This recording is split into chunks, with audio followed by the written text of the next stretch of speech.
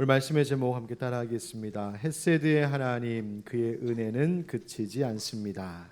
헬세드의 하나님, 그의 은혜는 그치지 않습니다. 네, 오늘 본문 가운데 나오미가 그가 은혜 베풀기를 그치지 아니하는도다라고 했던 그 말씀의 한 구절에서 오늘 말씀의 제목을 그의 은혜, 그치지 않는 하나님의 헷세드 함께 말씀을 주제로 나누려고 합니다. 옆에 있는 분들과 한번 다시 이렇게 인사하면 좋겠습니다. 날 사랑하신 예수님의 사랑으로 당신을 사랑합니다. 시작. 네, 사랑하고 축복합니다. 여러분 잘 지내셨죠? 예, 잘 지내셨죠? 저는 어제 밤 비행기로 모든 일정 잘 마치고 귀국했습니다. 잘 다녀올 수 있도록 기도해 주셔서 고맙습니다.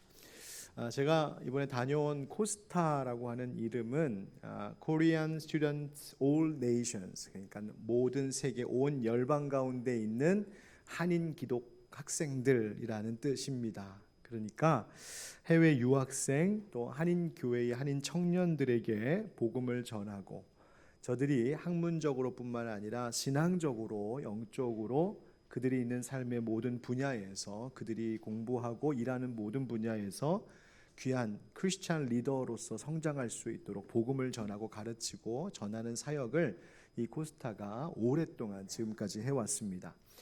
1979년 미국에 있는 유학생들로부터 이것이 시작이 되어서 지금은 미국뿐만이 아니라 캐나다, 또 남아메리카, 유럽, 러시아, 호주와 뉴질랜드, 아프리카, 동남아의 여러 나라들, 인도네시아, 싱가포르, 필리핀과 같은 그런 여러 나라들 등 전 세계 전 대륙에 지금 퍼져나가 있는 것이 바로 이 코스타의 역사입니다. 그들을 위해 한국 교회의 여러 목사님들 그리고 또 평신도 귀한 강사님들이 자기의 재정을 들여서 그 학생들을 섬겨왔습니다. 처음에 여러분 잘 아시는 고 옥하는 목사님, 하용조 목사님이 이 일을 앞장서서 하셨었고, 이동원 목사님, 홍정길 목사님, 김동호 목사님과 같은 분들, 또 지금은 이찬수 목사님, 유기성 목사님 같은 분들도 강사로 오셔서 섬기시는 그런 단체 또 집회가 바로 코스타입니다. 저도 제가 청년 시절에 이 코스타를 통하여서 큰 은혜를 받았던 수혜자 중에 하나였습니다. 과거에는 유학생들이 참 많았는데요. 지금은 세월이 많이 흐르다 보니 유학생들보다는 이제는 그곳에서 태어나고 자란 한인 2세들이 더 그 수를 많이 차지하고 있는 것을 보았습니다. 그러나 예나 지금이나 이 집회, 이 수련회, 이 코스타 모임을 가게 되면 늘 공통적으로 그들 가운데 있는 이슈가 있습니다. 그것은 바로 나는 누구인가라고 하는 정체성에 대한 고민입니다. 해외에서 살고 있는, 해외 이주하여 살고 있는 학생들, 청년들에게 있어서 늘 현실적인 고민, 신앙적인 고민이기도 한 바로 이 문제, 나는 누구인가라고 하는 문제는 늘 중요한 화두가 됩니다. 물론 지금이야 한국 문화가 너무나 앞서가고 많은 사람들이 부러워하는 문화예요.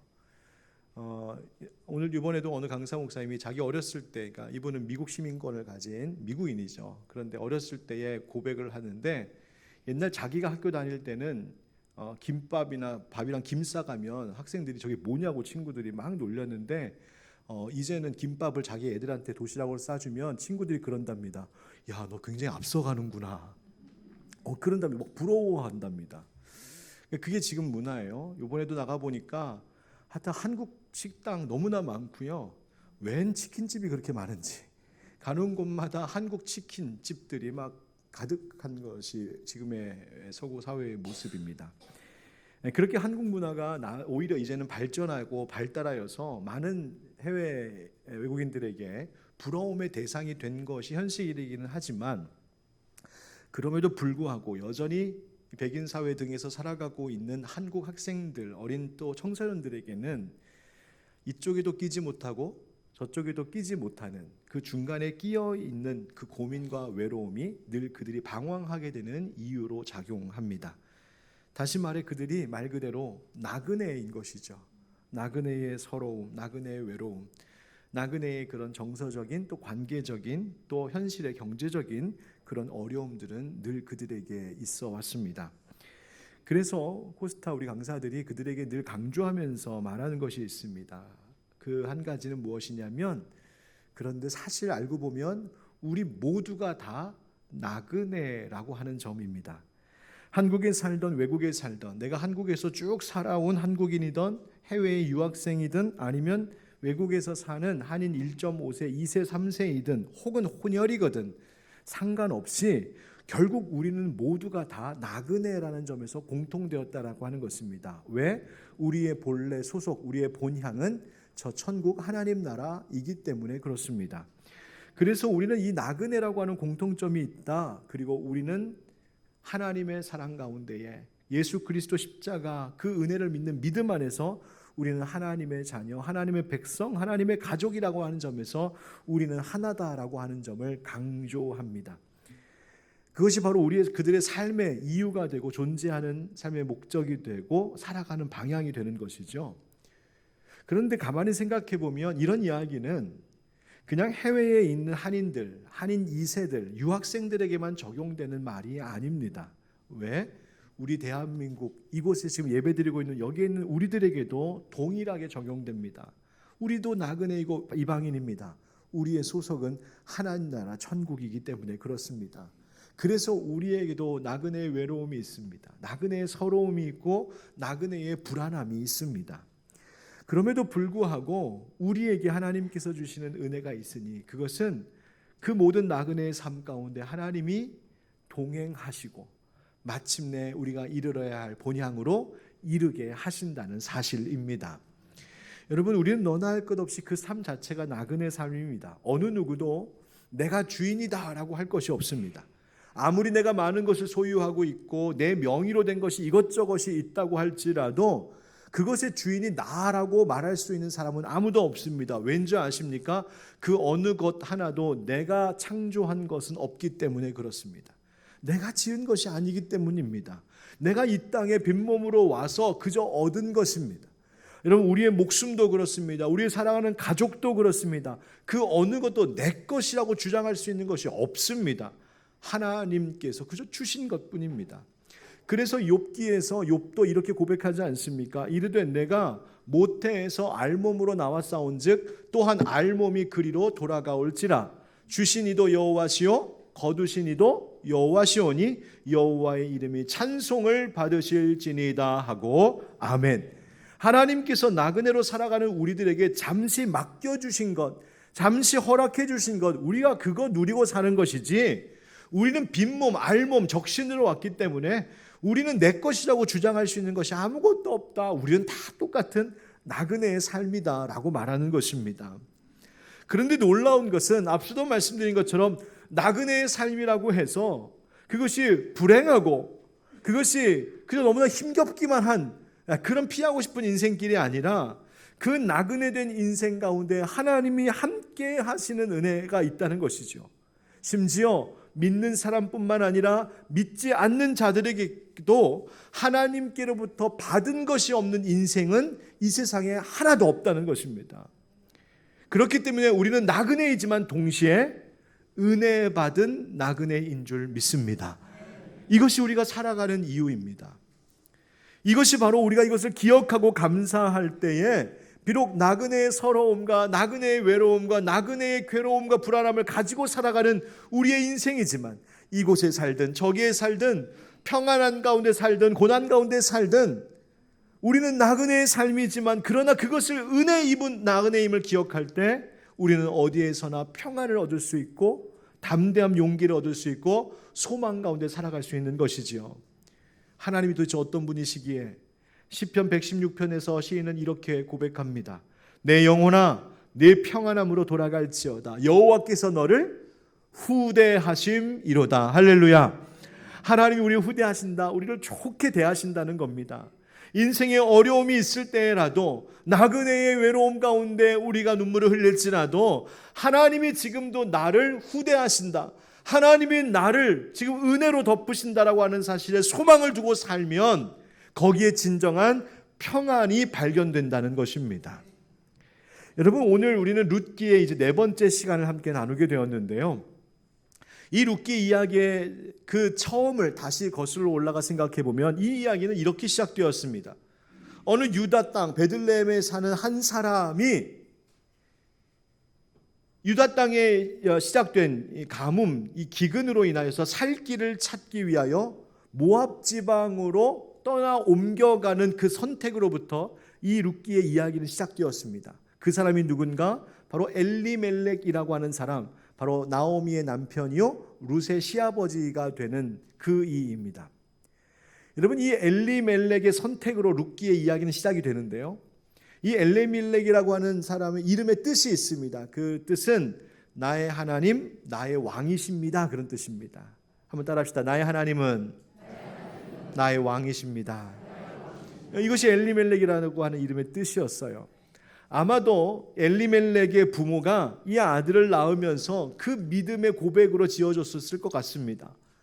이 엘리멜렉이 평생을 사는 동안에 세상의 다른 것을 왕으로 여기지 않고 오직 하나님만을 왕으로 믿고 의지함으로 하나님의 백성이 되어 하나님의 돌보심 가운데 살아가는 인생 되기를 바라는 마음으로 이름 지어준 그 부모의 신앙 고백이 아마 엘리멜렉이었을 겁니다. 그런데 이 엘리멜렉이 하나님이 허락하신 이 은혜의 땅 유다 땅에 가뭄과 기근이 시작되자 견디지 못하고 그곳을 버리고 떠났다. 그래서 모압 이방 땅으로 옮겨갔다라고 하는 것이 이 룻기의 이야기의 시작입니다. 인간적으로 현실적으로 보면 유다 땅을 떠난, 그래서 모압 땅에 살 길을 찾아간 그 엘리멜렉의 선택은 사실 얼마든지 이해는 갑니다. 나 같아도 그랬을 것 같다. 얼마나 먹고 살기 힘들면 그곳을 가야 했을까? 이해가 됩니다. 그러나 룻기의 이 전체적인 스토리를 통하여서 하나님께서 우리에게 전해주시는 메시지를 생각해 볼 때 이 엘리멜렉의 선택이 오늘 우리에게 무엇을 의미하는지를 깨닫게 하는데요, 그것은 그 엘리멜렉이 바랬던 평안, 엘리멜렉이 바랬던 그 충만함, 부요함, 안전, 이 모든 것은 사실 모압 땅에 있었던 것도 아니고 물질 때문에 그것이 얻어지는 것도 아닌 바로 나의 하나님은 나의 왕이십니다라고 하는 그 믿음 안에서만이 참된 평안과 온전한 공급이 있음을 말해주고 있는 겁니다. 이 엘리멜렉이 하나님의 약속이 있는 유다 땅을 떠났다고 해서 그가 살 수 있었던 것이 아니라 오히려 모압 땅에서 더 큰 어려움을 겪었었는데, 깨닫고 나오미와 룻이 다시 하나님의 은혜의 약속이 있는 유다 땅으로 돌아왔을 때에 보아스를 통하여서 하나님께서 예비해 두신 놀라운 은혜와 사랑을 다시 공급받을 수 있게 되었다. 큰 틀에서 보면 바로 그 이야기를 룻이 우리에게 해주려고 하는 것입니다. 여러분, 어떻게 하나님을 믿는 믿음, 왕이신 나의 하나님, 이것을 고백하는 믿음 안에 진정한 평안과 온전한 공급이 있는 것일까요? 그것은 가뭄과 기근과 같은 세상에 어떤 어려움이 있어도, 이 세상이 아무리 변하고 흔들려도 변치 않는 한 가지가 있기 때문입니다. 그것이 바로 우리를 향하신 하나님의 사랑입니다. 그 하나님의 변치 않는 사랑, 하나님의 그 성실하신 그 은혜와 사랑을 말하는 단어가 오늘 설교의 제목에다 쓴 그 히브리어 단어, 바로 헤세드라고 하는 단어입니다. 한번 따라하시죠. 헤세드. 오늘 본문인 룻기 2장에는 바로 이 하나님의 헤세드를 소망하는 사람들의 이야기입니다. 그래서 헤세드 공동체다, 이렇게 말할 수 있습니다. 이 헤세드의 사랑이 도대체 어떤 것인지, 그리고 그 하나님 헤세드의 사랑이 우리에게 어떤 의미인지를 오늘 말씀을 통하여 함께 좀 나누려고 합니다. 한번 따라 하실까요? 하나님의 헤세드는 세심하고 넉넉합니다. 하나님의 헤세드는 세심하고 넉넉합니다. 룻이 자기와 또 자기 시어머니 나오미의 먹을 것을 구하기 위하여 밭에 떨어진 이삭 주우러 나가죠. 그때 우리가 지난주에 함께 나눴던 것처럼 마침 우연히 그가 갔던 땅이 바로 보아스의 밭이었고, 마침 그때에 보아스가 일 나갔다가 들어와 룻을 발견하게 되었다고. 사람의 눈에는 우연처럼 보이지만 사실은 이 모든 것은 하나님의 계획, 하나님의 섭리였노라고 우리가 함께 그 말씀을 나눴습니다. 그래서 이제 보아스가 이 룻에게 마음껏 그 밭에서 이삭을 주워갈 수 있도록 크게 배려를 해주는데요. 그런데 그저 이삭 주워가 그것만도 고마운 일인데 놀랍도록 이 보아스가 룻을 계속 대하는 모습 속에는 넘치는 은혜와 사랑을 베풀고 있음을 보게 됩니다. 식사를 베푸는데요. 여러분 보십시오. 14절에 보면 식사할 때에라고 하는 말로 시작합니다. 여러분 그냥 밭에서 일할 수 있도록 해준 것만도 고마운 일인데 먹을 자리까지 불러 초청해 함께 먹게 합니다. 식사를 나눈다는 것이 여러분 어떤 의미인지 아십니까? 식사 한 끼를 나눈다는 것은요, 그 식사의 값어치가 물질적으로는 얼마 되지 않는 가치일지 몰라도 그 식사를 그 누군가에게 제공함으로 그만큼 그 사람이 생명을 연장할 수 있는 힘을 내가 제공했다는 것입니다. 원래 그 식사, 그 물질 누구 겁니까? 내 것입니다. 그런데 그것을 떼어 그에게 대접해 주었다는 것은 내가 그의 생명에 참여하게 되었다라고 하는 깊은 의미가 있습니다. 그러니까 식사 한 끼 대접하는 것, 이게 얼마나 귀한 일인지 모릅니다. 그런데 우리는 이거를 너무 쉽게 말해요. 그냥 잠깐 만났다가 헤어질 때 할 말 없으면 우리 언제 한번 밥 한번 먹자. 여러분 이 말이요 무슨 말이라고요? 내 생명을 내어주겠다는 이야기예요. 여러분 식사 약속하신 것 있으면 꼭 지키십시오. 네.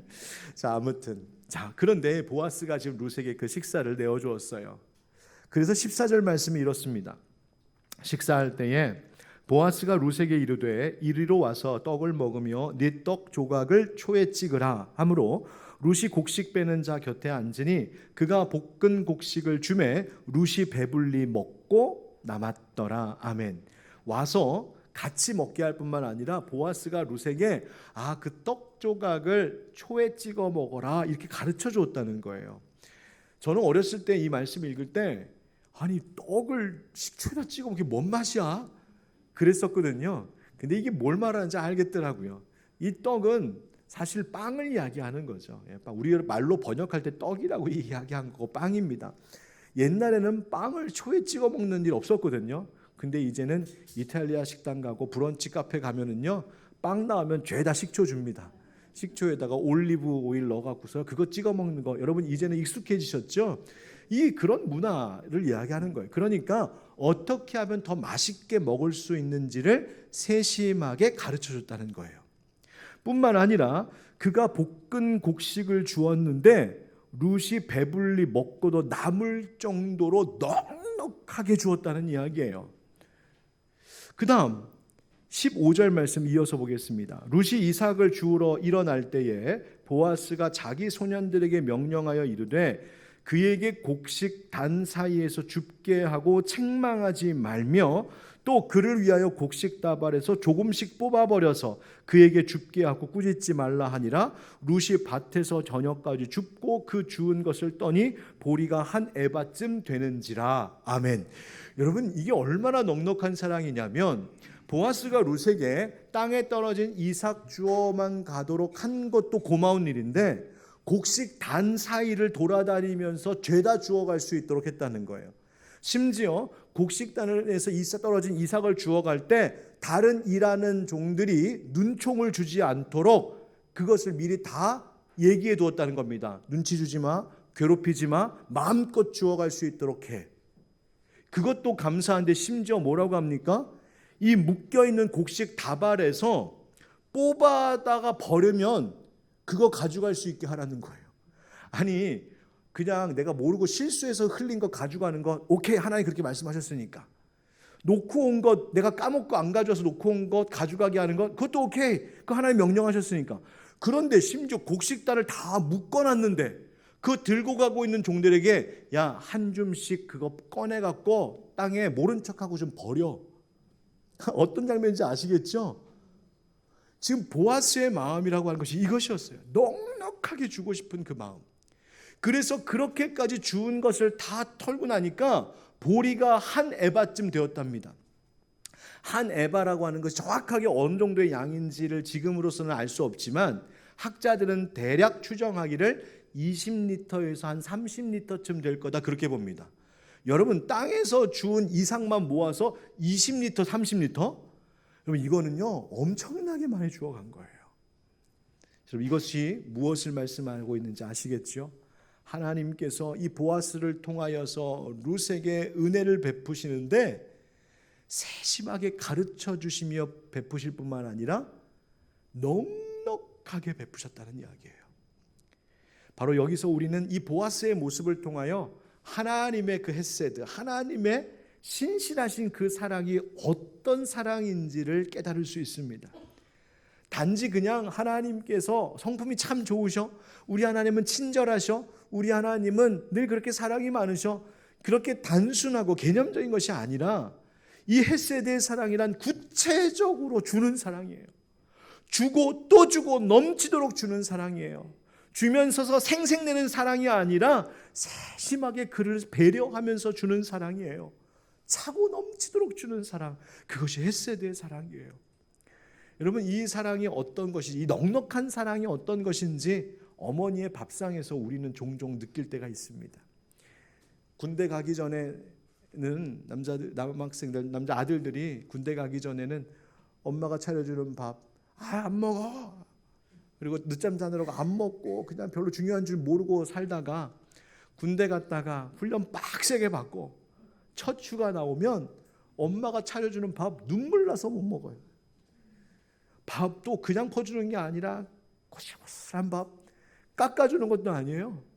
이만 고봉으로 밥 주시고, 국도 가족들 다 퍼주는, 나만 이만큼. 근데 가만 보니까 고기 건더기는 다 나한테 와 있고, 그게 엄마 사랑이잖아요. 한 숟가락 뜨면은 거기에다가 젓가락, 이것도 먹어봐라 얘야, 저것도 먹어봐라 얘야, 계속 세심하게 가르쳐주고, 그게 넘치는 사랑, 세심한 사랑이거든요. 하나님 사랑 그렇다는 거예요. 아니 그 이상이라는 것이죠. 여러분 그 사랑이 어떻게 나타났는지 아십니까? 바로 예수 그리스도를 통해 나타났다고 성경은 이야기합니다. 에베소서 2장 4절 5절 말씀에 이런 말씀이 있어요. 한번 같이 읽어보실까요? 시작. 긍휼이 풍성하신 하나님이 우리를 사랑하신 그 큰 사랑을 인하여 허물로 죽은 우리를 그리스도와 함께 살리셨고 너희는 은혜로 구원을 받은 것이라. 아멘. 우리를 은혜로 구원하셨는데 그 은혜가 어떤 사랑이냐? 풍성하신 긍휼, 하나님의 긍휼이 풍성하시다고 말해요. 그리고 우리를 사랑하신 그 사랑이라고 말하지 않고 그 큰 사랑, 그 크신 사랑, 우리가 기대하고 생각하고 가늠할 수 있는 것을 훌쩍 뛰어넘는 넘치는 사랑을 주신다. 그것이 예수님의 사랑이다. 에베소서 3장에도 이렇게 말합니다. 능히 모든 성도와 함께 지식에 넘치는 그리스도의 사랑을 알고 그 너비와 길이와 높이와 깊이가 어떠함을 깨달아 하나님의 모든 충만하신 것으로 너희에게 충만하게 하시기를 구하노라. 충만이라고 하는 것은 가득 차는 정도가 아니라 차고 넘치는 것을 이야기하거든요. 20절에도 우리 가운데서 역사하시는 능력대로 우리가 구하거나 생각하는 모든 것에 더 넘치도록 능히 하실 이에게 교회 안에서와 그리스도 예수 안에서 영광이 대대로 영원 무궁하기를 원하노라. 아멘. 여러분 지금 바울도 이야기하고 있는 이 예수님을 통한 하나님의 사랑, 그 은혜가 어떤 것인지 아시겠죠? 그것은 넘치는 은혜, 넘치는 사랑이었어요. 여러분 하나님의 사랑이 그렇다 합니다. 하나님은 우리를 받아주시되 이제는 그만 와라 하시는 적이 단 한 번도 없으신 분이 하나님이십니다.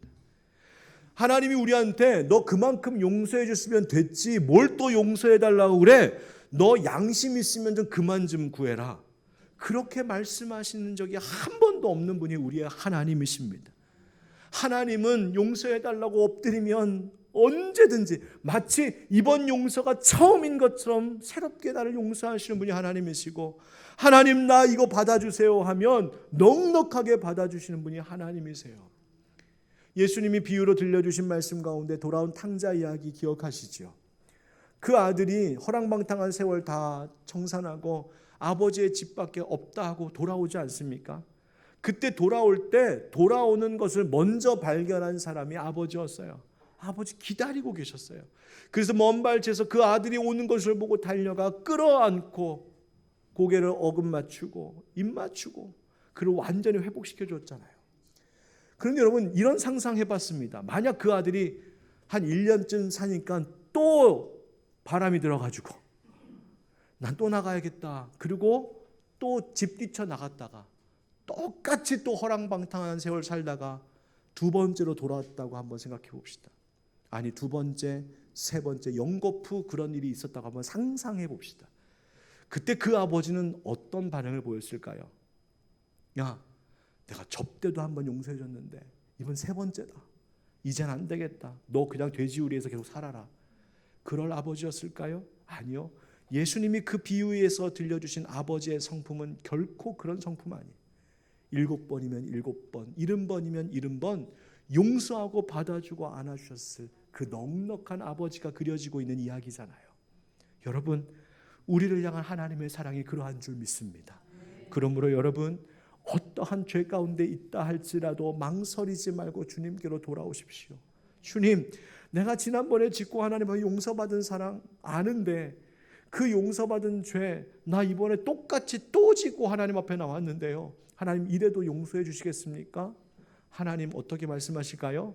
하나님 다 까먹으신 듯 그런 일이 있었어 하실 만큼 우리를 또다시 새롭게 용서하시는 분이 하나님이십니다. 하나님 우리의 죄를 도말하시는 분이다. 다시 기억지 않으시는 하나님이시다 말씀하세요.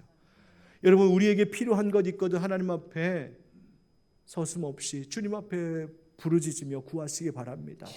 이 모든 것의 소유, 모든 것의 주인 되시는 하나님께서는 우리의 구하는 것들 또한 넉넉히 베풀어 주실 줄 믿습니다. 그렇다면 하나님은 왜 이토록 넘치도록 풍성한 사랑을 우리에게 부어주실까요? 그것은 먼저는 하나님께 대하여 우리도 인색하지 말라는 것입니다. 우리도 하나님께 인색하지 말아야 된다. 우리도 하나님께 넉넉해야 된다. 뿐만 아니라 그 넘치는 사랑, 우리에게 필요한 것을 채우고도 남는 그 넘치는 사랑의 몫은 그것은 또 다른 어려움 가운데 있는 자들에게 네가 나누어 주어야 할 사명이요 몫이라고 하나님 말씀해 주시는 거예요. 여러분, 예수님께서 기도 가운데 가르쳐 주셨잖아요. 오늘도 우리의 일용할 양식을 주옵소서. 누구의 일용할 양식? 우리의, 나의가 아니라 우리의. 다시 말하면 하나님께서 오늘 우리에게 채워주시는 영과 육의 그 풍성함은 내 몫으로만 주신 것이 아니라 너 채우고 그 남는 넘치는 것들 그거 다 욕심 가지고 너 위하여서 쓰라는 것이 아니라 우리의 몫이다. 나누고 베풀고 흘려보내야 할 것이라고 말씀해 주고 계신 거예요.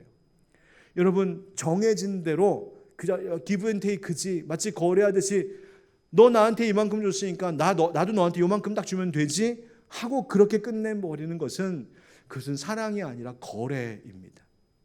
진짜 사랑은 내가 얼만큼 받았는지 상관없이 그저 그것이 감사해서 그것이 너무 좋고 기뻐서 넘치도록 상대에게 부어주고 베풀어주는 것, 여러분 그것이 사랑입니다. 그리고 그 넘치는 것은 결국 나에게 복으로 다시 돌아온다고 말씀하시는 것이 하나님 약속입니다. 여러분, 그저 의무감 때문에 책임감 때문에 하는 사랑이 아니라 우리가 누군가에게 사랑을 베풀 때, 특별히 하나님께 우리의 사랑을 고백할 때 넉넉함으로 그렇게 넘치도록 우리 또한 하나님처럼 베풀고 나누고 섬기는 우리 모두가 되기를 예수님의 이름으로 축원드립니다. 여러분, 그런데요, 나그네의 삶이라는 것이 왜 서러운지 아십니까? 만약 오늘 나그네가 오늘 먹을 것이 없었다가 오늘 먹을 것이 딱 생기면 너무 좋습니다. 그런데 그것으로 끝나지 않습니다. 나그네는 오늘 먹을 것 먹으면서도 걱정합니다. 무엇을? 내일은 어떡하지? 오늘 잠자리를 구해서 겨우 추위를 피하고 잠을 잘 수 있게 되었지만 그는 그 이불 덮고 그날 밤 잠들면서 또 걱정합니다. 내일은 어디 가서 이 몸을 누이지? 그것이 나그네가 겪는 어려움입니다. 그런데 여러분, 하나님은요, 오늘 나에게 필요한 것만 채워주시고 오늘 당장 나 먹을 것, 당장 나 쓸 것, 그때그때 필요한 것 그것만 채워주시는 하나님의 사랑이 헬세드의 사랑이 아닙니다. 하나님의 헬세드는 어떤 것일까요? 따라하겠습니다. 미래를 준비합니다.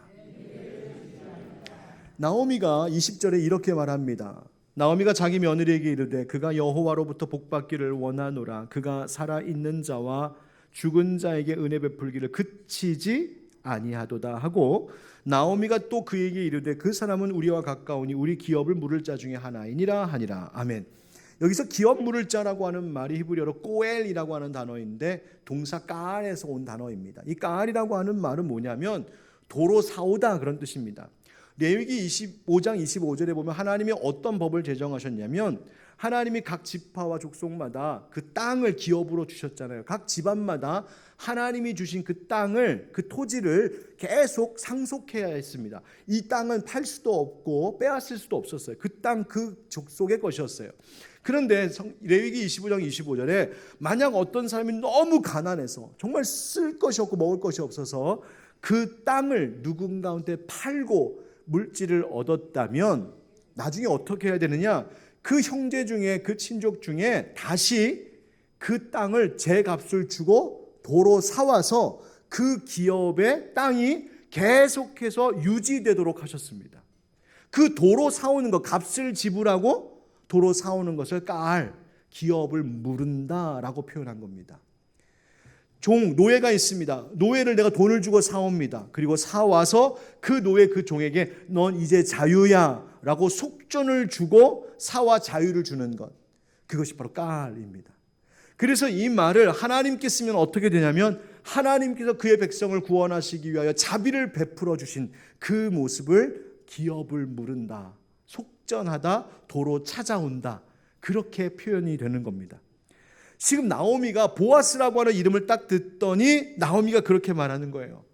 자기들이 엘리멜렉 살아 있었을 때에, 이 유다 땅 처음 떠나올 때에 그 토지, 그 땅 아마 팔았었나 봅니다. 아니면 빼앗겼든지요, 버리고 왔든지요.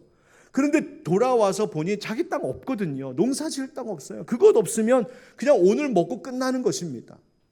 미래가 없습니다. 그런데 보아스라는 이름을 딱 듣더니, 그 보아스? 그 보아스가 바로 우리 집안의 기업을 물을 자 꼬엘이다, 이렇게 얘기하는 거예요. 그 말이 무엇입니까?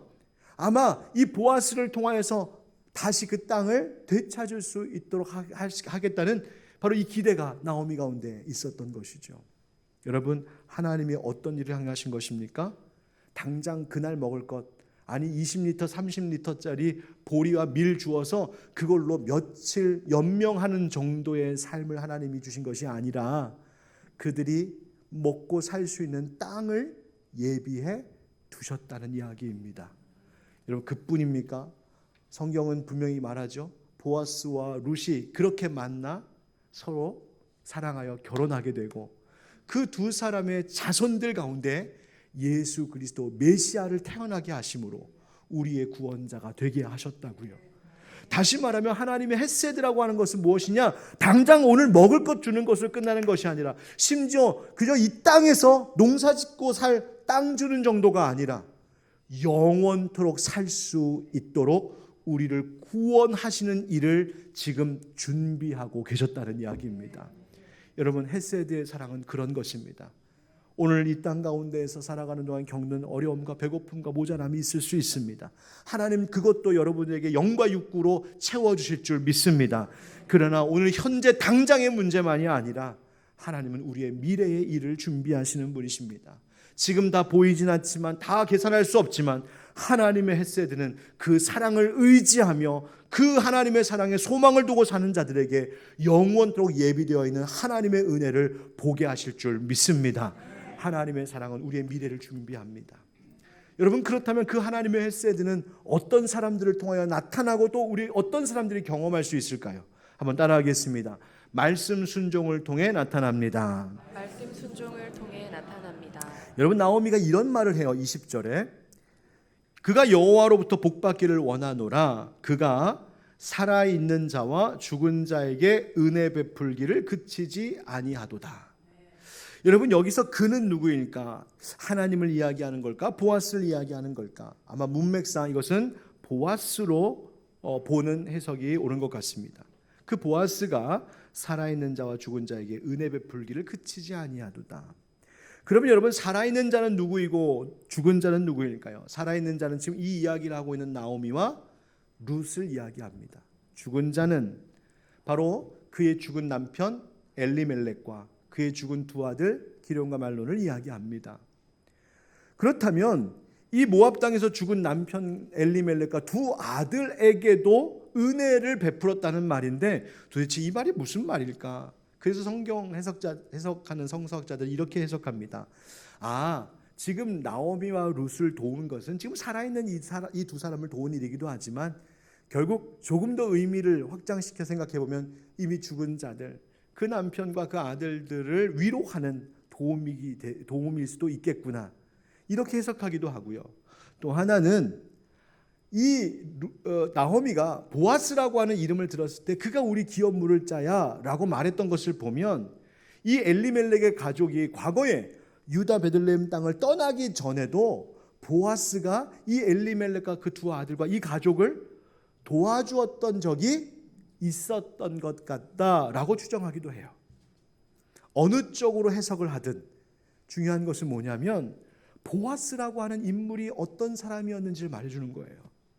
그가 그저 룻이 너무 예뻐서 룻에게 잘 보이고 싶어서 그래서 룻에게 그토록 은혜를 넉넉하게 베풀었던 것이 아니라 이 보아스라고 하는 인물의 이 성품 자체가 옛날이나 지금이나 은혜를 그치지 않고 베푸는 넉넉한 사랑의 사람, 그 성품을 가진 자였다는 것을 성경이 말해주고 있어요.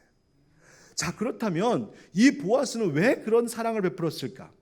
여러분 신명기 24장 말씀에 보면, 여러분 지난 시간에도 말씀드렸는데요, 밭에서 곡식을 베다가 한 묶음을 밭에 두고 오면 그거 가지러 가지 말라고 하셨죠. 왜? 그거 나그네와 고아와 과부 거라고요. 감람나무 털고 나서 그 가지에 그 감람 열매, 올리브 열매 몇 개 남은 거 그냥 놔두라고요. 그것도 나그네와 고아와 과부의 것이라고요. 포도원에 포도 떤 다음에도 그거 좀 놔두라고요. 왜? 그거 객과 고아와 과부 것이라고요. 하나님 아까운데요. 하나님 이거 우리가 가져가면 더 먹을 수 있는데요. 왜 이거 이렇게 하라고 하십니까? 이유가 있답니다. 22절 다 같이 읽어봅시다. 시작. 너는 애굽 땅에서 것을 기억하라. 이러므로 내가 네게 이 일을 행하라 명령하노라. 아멘.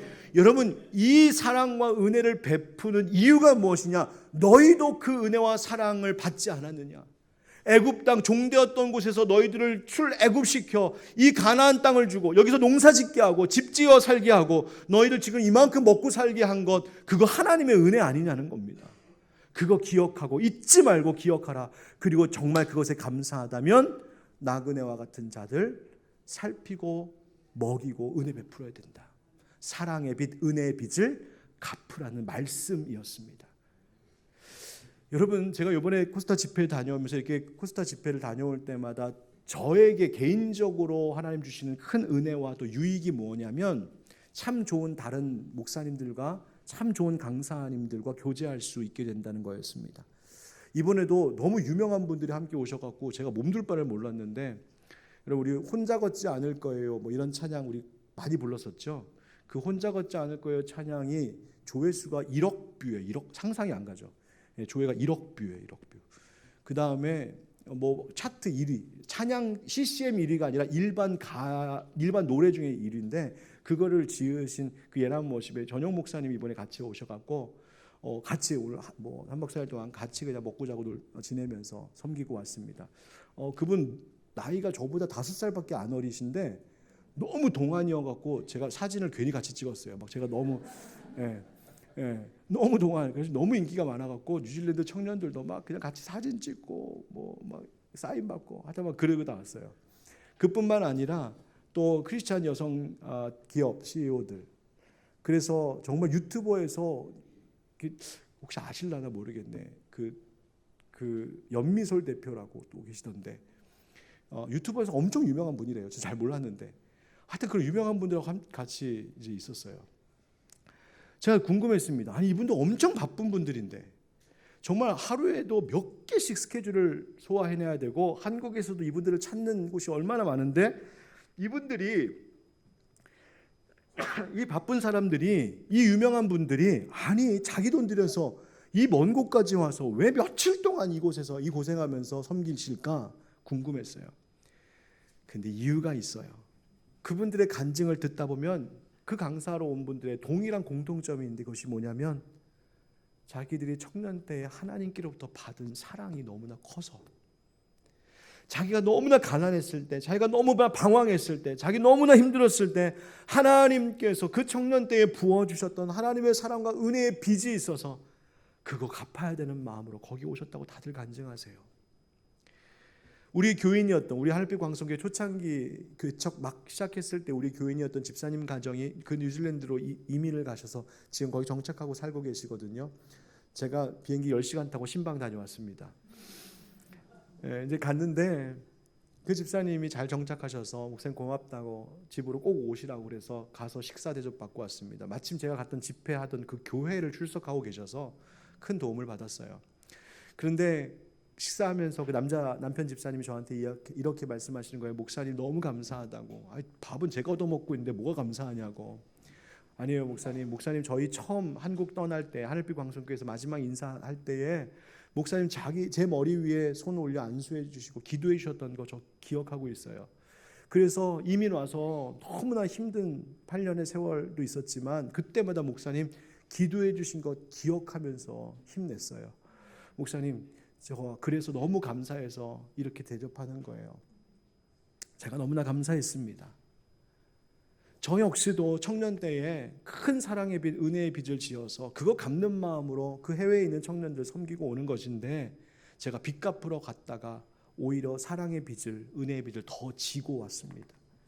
여러분 그것이 바로 하나님께서 하나님의 헤세드를 흘려보내시는 방법인 것 같습니다.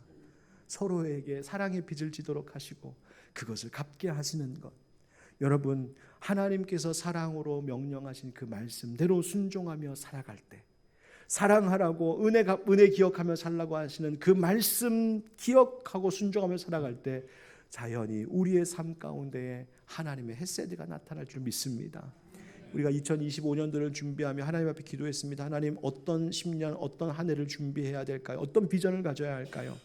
그런데 이 말씀 묵상하고 설교 준비하면서 하나님 깨닫게 하신 것이 있습니다. 거창한 비전, 거창한 계획이 아니라 그저 오늘 하루 매 순간마다 하나님이 내게 베풀어 주신 은혜 기억하고 그 은혜를 기억한다면 너도 이렇게 사랑을 베풀라고 하신 그 하나님의 말씀 그 명령에 하루하루 순종하며 우리가 같이 나아가면 그것이 바로 하나님께서 우리를 통하여 이루실 새날의 열매라고 말씀해 주시는 것이었어요. 여러분 오늘도 그렇게 살아갈 수 있기를 축복합니다. 출애굽기 20장 6절 말씀 마지막으로 함께 읽어봅시다. 시작. 나를 사랑하고 내 계명을 지키는 자에게는 천대까지 은혜를 베푸느니라. 아멘. 나그네 된 우리들 헤세드의 하나님의 사랑을 의지하고 살아갈 때 우리의 미래를 준비하실 때 천대까지 은혜를 베풀어 주시는 우리를 후대하시는 하나님의 사랑이 있을 줄 믿습니다.